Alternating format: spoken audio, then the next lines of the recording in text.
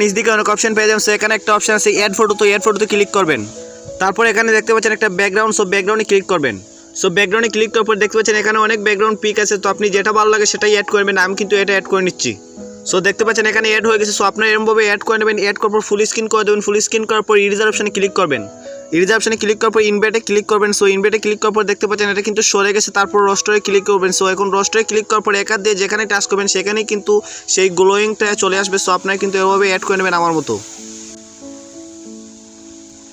So রোস্টারে আবার click করবেন। রোস্টারে একবার ক্লিক করার পর হাইড্রেস কিন্তু কমিয়ে দেবেন। তারপর এই অপশানে এই কোন দিকে একটু দেবেন, তাহলে বোঝা যাবে যে এদিকে লাইটিং যাচ্ছে অ্যান্ড এদিকে কিন্তু পাওয়ার যাচ্ছে। সো বন্ধুরা দেখতে পাচ্ছেন আমি কিন্তু মোটামুটি করে নিচ্ছি। সো আমি সত্যি করার অর্থে কিন্তু এইরকম এডিট কিন্তু মোটামুটি পারি না, আমি কিন্তু ভালোভাবে পারি না। সো আপনারা যারা পারেন তারা কিন্তু করে নিতে পারেন, আমি কিন্তু জাস্ট দেখে দিলাম। সো বন্ধুরা এভাবেই আপনারা পিক্সআর্ট অ্যাপ দিয়ে কিন্তু এরকম গ্লোয়িং আর্ট ফটো এডিটিং করতে পারেন। সো এরকমভাবে এডিট করে নেবেন। এডিট করার পর ফটোটি সেভ করে নেবেন। সেভ করতে অপশানে ক্লিক করবেন। সো এখন দেখতে পাচ্ছেন save to your photo gallery, এর মানে কিন্তু ফটোটি গ্যালারিতে সেভ হয়ে গেছে। সো বন্ধুরা আশা করি আপনাদের বোঝাতে পেরেছি কীভাবে আপনারা এরকম ফটো এডিটিং করবেন।